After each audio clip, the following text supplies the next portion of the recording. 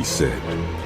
When the woman saw Samuel, she cried out at the top of her voice and said to Saul, "Why have you deceived me? You are Saul." The king said to her, "Don't be afraid. What do you see?" The woman said, "I see a ghostly figure coming up out of the earth." "What does he look like?" he asked. "An old man wearing a robe is coming up," she said. Then Saul knew it was Samuel, and he bowed down and prostrated himself with his face to the ground. Samuel said to Saul, "Why have you disturbed me by bringing me up?" "I am in great distress," Saul said. "The Philistines are fighting against me, and God has departed from me. He no longer answers me, either by prophets or by dreams. So I have called on you to tell me what to do."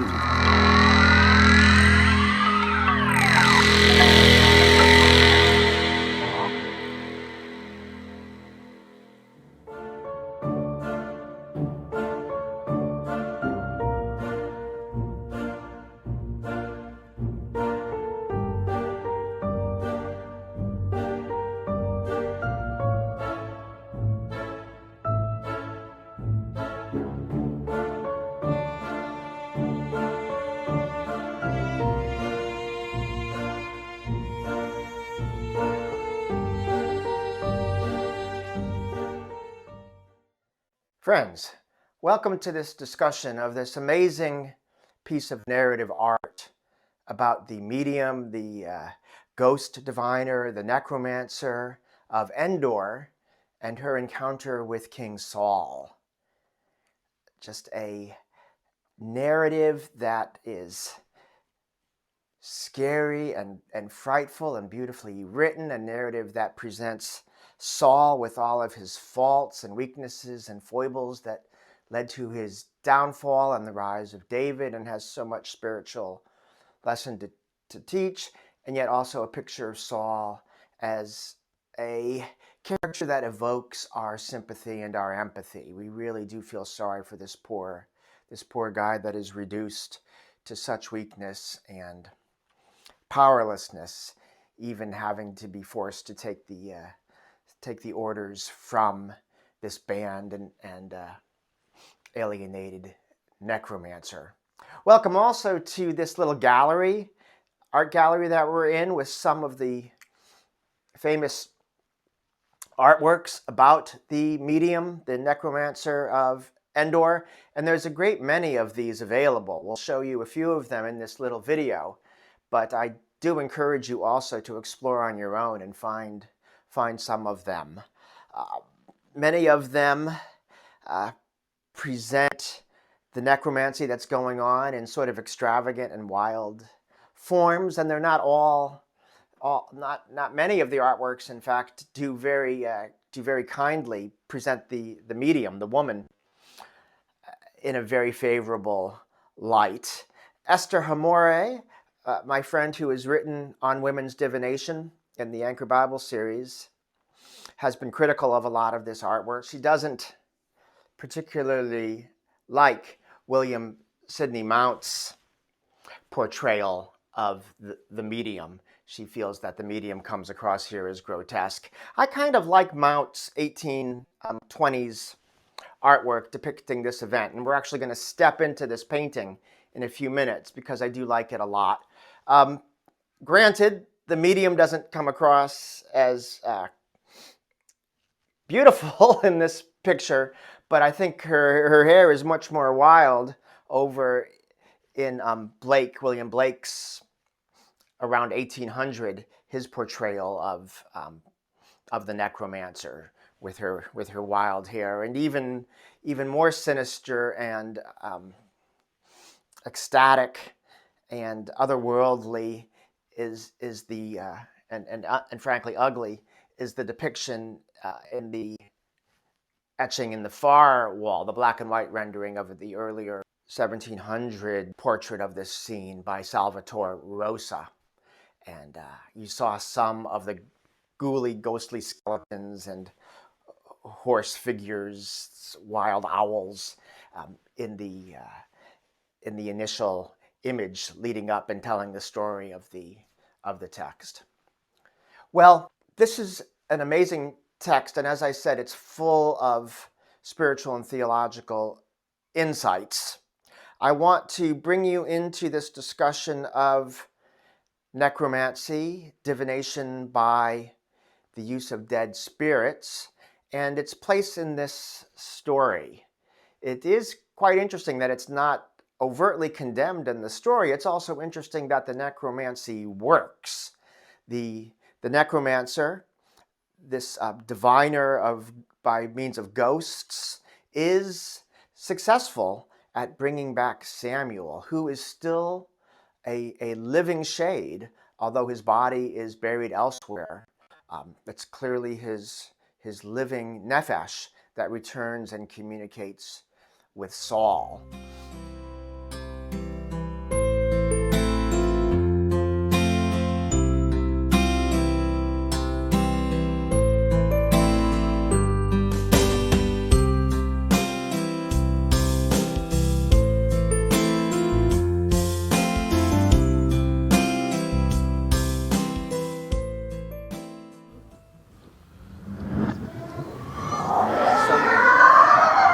The story doesn't promote necromancy, but it also doesn't condemn it. It presents Saul as just a very foolish and disconnected ruler. David, we've learned over the past several chapters, has a very intimate and close relationship to God, and God is able to respond to David's requests for guidance, whereas Saul indicates that he's completely cut off from God. He hasn't heard anything from God. And of course, in Hebrew, shama, to hear, can also mean to obey. So he's just not in a relationship where he's hearing God and obeying God. His focus is much more on the self, on the me. As a matter of fact, he comes here abandoning his troops back at the Gilboa battle area, primarily because he says he's afraid for his own life and the life of his sons. The concern for God's will, the concern for the well-being of the forces of his troops are not forefront in his mind. So Saul comes across as isolated in his own self-concern and his own fear, instead of the proper fear or awe of the God of Sinai that the text would commend and that David seems clearly to have.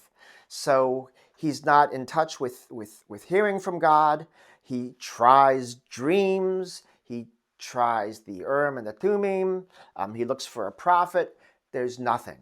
And so the irony is that even though he has banned the mediums and the necromancers and the oracular specialists from the land, partially because one of Samuel's condemnations of Saul, when Samuel was still alive, was that Saul was as guilty of not following God's orders as he was guilty of the sin of oracular divination. So Saul gets those diviners out, but now at his wit's end, he comes in search of a necromancer who will rise up a dead prophet who can then be the medium or the channel of finally getting some word from God. So now Saul is reduced to 2 levels removed of hearing from God, whereas David quite rightly cultivates this natural and close relationship, close, respectful relationship to God.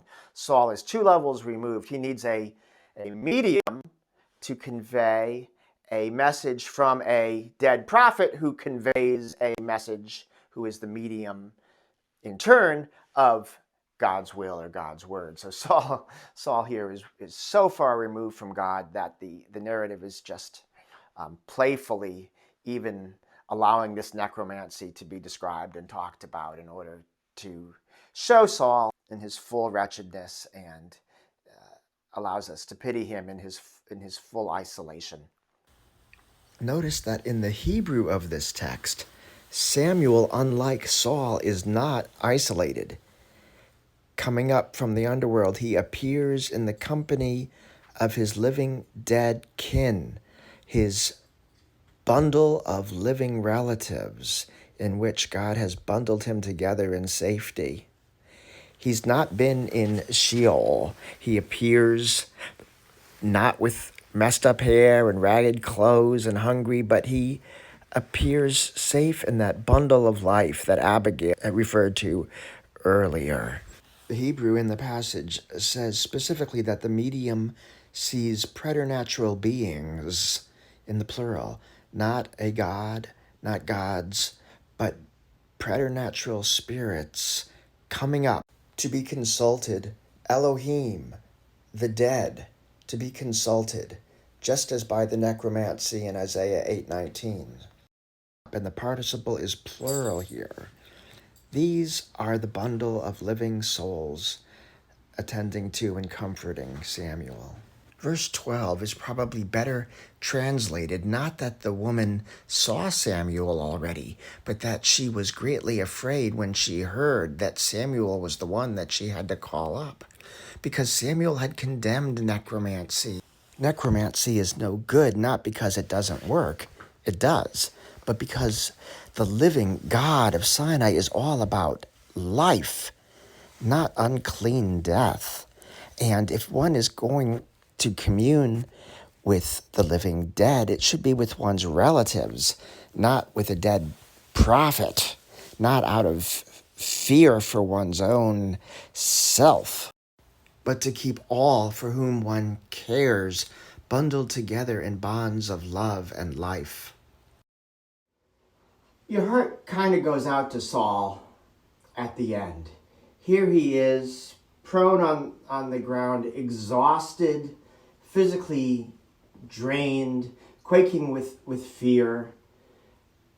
And the medium, the necromancer, offers him some morsel of bread. She even kills an animal, slaughters an animal, and they have a nourishment that is given to him.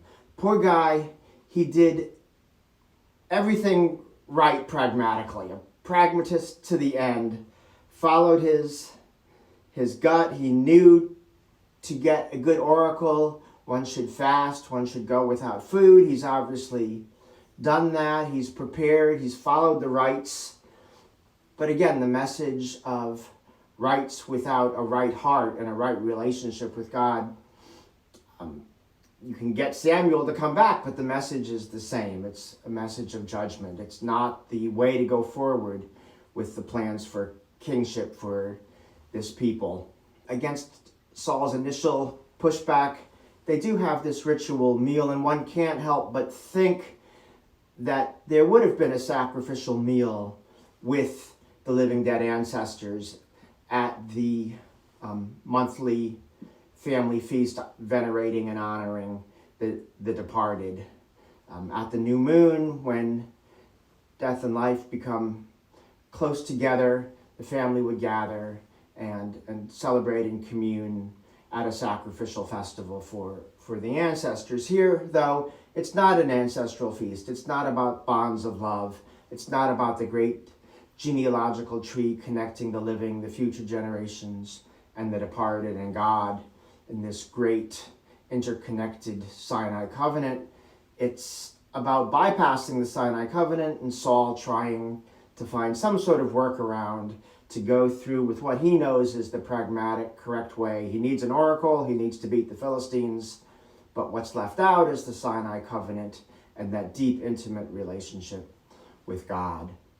And I think Steve Chapman has an interesting insight about this final little sacrificial feast as well, that here Saul is reduced finally to a place where he knows that self-sufficiency can't work for him, that he needs to throw himself in dependence on fellow covenant members and on God. And what does the medium do is kind of a final blow to him, but she beefs him up, she strengthens him up. He gets some of his vigor and strength and self-sufficiency back. And that's just enough to send him into battle where he'll die at the hands of the Philistines. And so a tragic end to this tragic hero, the anointed of God, King Saul.